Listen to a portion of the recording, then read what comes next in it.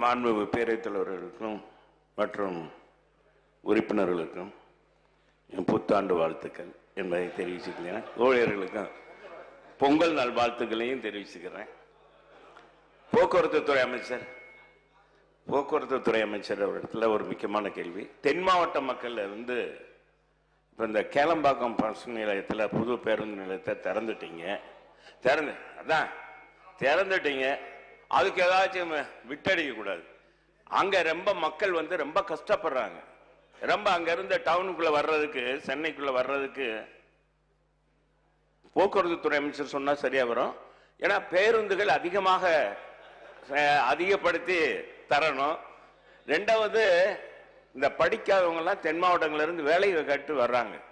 மாண்பு முதலமைச்சர் அவர்கள் இதுல கருணை காமிச்சு அந்த பஸ் எல்லாம் இயங்குற வரைக்கும் அந்த அதிகாலையில வேலைக்கு வர்றாங்க இல்லையா, அந்த பேருந்து வர்றாங்க இல்லையா, அவங்கள கொஞ்சம் முன்னால இங்க ஏற்கனவே இருக்கிற பேருந்து நிலையத்துக்கு கொண்டாந்து இறக்கி விட்டா நல்லா இருக்கும். பேரவைத் தலைவரே, உங்க சார்பாகவும் தென் மாவட்ட சட்டமன்ற உறுப்பினர் சார்பாகவும் என்னுடைய கோரிக்கை, தென் மாவட்ட மக்கள் இன்றைக்கு பார்த்தா பத்திரிகை, தொலைக்காட்சி எல்லாமே எடுத்துக்கிட்டா நம்ம போக்குவரத்துறை அமைச்சருடைய பேட்டி, நம்முடைய அறநிலைத்துறை அமைச்சருடைய பேட்டி தான் வருது. ஆனா மக்கள் ரொம்ப உண்மையிலேயே ரொம்ப சிரமப்படுறாங்க.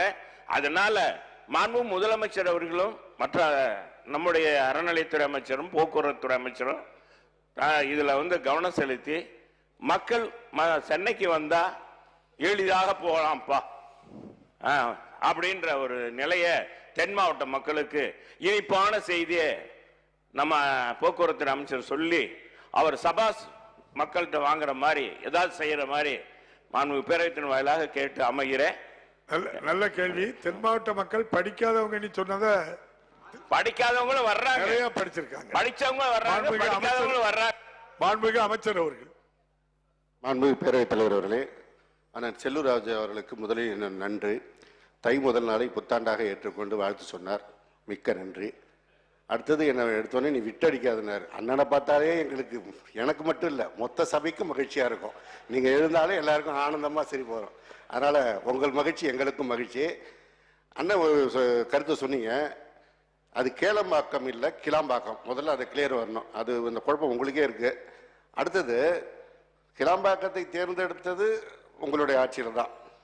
இங்கே போக்குவரத்து நெரிசல் இருக்கு, அங்கே கொண்டு போவோன்னு தேர்ந்தெடுத்தது நீங்க.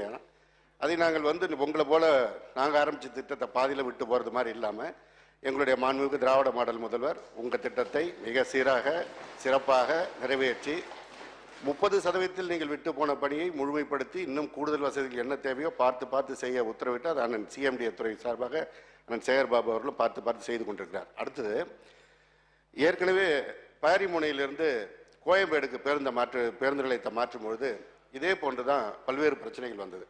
அப்போ இதே போல் பத்திரிகையில் தலைப்பு செய்தியில் கோயம்பேடில் தண்ணீர் இல்லை, சாப்பாடு கிடைக்கல, ஓட்டுநர்கள் பேருந்து கீழே படுத்திருக்காங்க, இது உங்கள் ஆட்சியில் அப்படின்லாம் போட்டாங்க. ஒரு மாற்றம் வருகின்ற போது அதை சில நேரங்களில் எடுத்தோடனே கொஞ்சம் ஒரு சில தயக்கம் இருக்கும், அவ்வளோதான். ஆனால் கிளாம்பாக்கம் பேருந்து நிலையத்தை முழுவதுமாக மக்கள் ஏற்றுக்கொண்டு அங்கே பயணித்துக் கொண்டிருக்கிறார்கள். பேருந்தில் பயணிக்கிறவர்கள் யாரும் இது குறித்து பிரச்சனை எழுப்பவில்லை. பேருந்தில் பயணிக்காத அண்ணனை போன்றவங்க தான் இதை ஒரு பிரச்சனையாக பேசிட்டு இருக்கீங்க தான் என்னுடைய இந்த நேரத்தில் கருத்து. நம்ம கோயம்பேடு பேருந்து நிலையம் இயங்கினால் எதிர்காலத்தில் மக்கள் தொகை அதிகரிக்க பேருந்துகளுடைய எண்ணிக்கை அதிகரிக்க நகரத்திற்குள்ள செல்லும் போது போக்குவரத்து நெரிசல், அதனால் ஏற்படுகின்ற சிரமங்கள்லாம் வரும் தான் நீங்கள் அந்த திட்டத்தை கொண்டு வந்தீங்க. அந்த திட்டம் மிக சிறப்பாக செயல்படுத்தப்பட்டிருக்கிறது.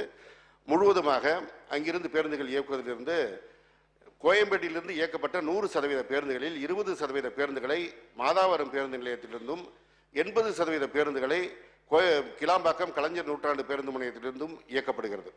அதில் ஏன் மாதாவரத்திலிருந்து இயக்குறோம்னா, மாண்புமிகு தமிழ்நாடு முதலமைச்சர் அவர்கள் உத்தரவிட்டார்கள். வடசென்னை பகுதியில் இருக்கின்ற மக்கள் கோயம்பேடுக்கு வருவதற்கே சிரமமாக இருந்து அவங்க கிளாம்பாக்கம் போக சிரமப்படுவாங்க. அதனால் அவர்களுடைய பிரச்சனையை தீர்க்க வேண்டும் என்று முதல்வருடைய உத்தரவின்படி வடசென்னை பகுதியில் இருக்கின்ற அது திருவொற்றியூராக இருந்தாலும் ராயபுரமாக இருந்தாலும் ஆர்கே நகராக இருந்தாலும் இந்த பகுதி ஆவடி அம்பத்தூர் இந்த பகுதியை சேர்ந்தவங்கெல்லாம் இப்போ மாதாவரத்திலிருந்து 20% பேருந்து இயக்கும் போது அவங்க எளிதாக அங்கிருந்து பயணிக்கக்கூடிய ஒரு வாய்ப்பு கிடைத்திருக்கிறது. மீதி 80% பேருந்து முழுமையாக கிளாம்பாக்கத்திலிருந்து இயக்கப்படுகிறது. இனி ஒரு தடவை வந்து இங்கேருந்து இறக்கணும் அங்கேருந்து இயக்கணும்னா மக்களுக்கும் குழப்பம் வரும். 2 இடங்களிலிருந்து இயக்குவது என்பது சாத்தியம் இல்லாதது. அப்படி இயக்கினால் எங்க பேருந்து வந்து தேவைப்படுது, கூடுதலாக தேவைப்படுதுன்னு வரும்போது இங்கே தேவைப்படுது அங்கே தேவைப்படுதுலாம் பார்க்கலாம் சிரமம். கிளாம்பாக்கம் முழுமையாக செயல்பட துவங்கிவிட்டது. அங்கிருந்து மக்கள் வந்து சென்னையிலிருந்து செல்வதற்கு, நகரத்திலிருந்து செல்வதற்கான நகர்ப்புற மாநகர பேருந்துகள் முழுமையாக ஏற்பாடு செய்யப்பட்டு இயக்கப்பட்டு கொண்டிருக்கிறது. எனவே கிளாம்பாக்கத்திலிருந்து தென் மாவட்டங்களுக்கு எந்த பிரச்சனையும் இல்லாமல் மக்கள் சென்று கொண்டிருக்கின்றார்கள். அண்ணன் செல்லூர் ராஜு வந்தீங்கன்னா நானும் அண்ணன் சேகர்பாபும் என்னாலும் அழைச்சிட்டு போகிறோம். கிளாம்பாக்கம் பேருந்து நிலையத்தை முழுவதுமாக சுற்றி காட்டுகிறோம், என்னென்ன வசதிகள் இருக்கிறது என்பது.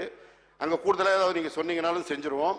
அதே போல் பேருந்து வசதி இல்லைங்கிறதுல வந்து அது வந்து ஒரு மிக மிக தவறான கருத்து. ஏன்னா கோயம்பேடிலிருந்து இயக்கப்பட்ட அந்த பேருந்துகள் இப்பொழுது கிளாம்பாக்கத்திலிருந்து மாதாவரத்திலிருந்து இயக்கப்படுகிறது.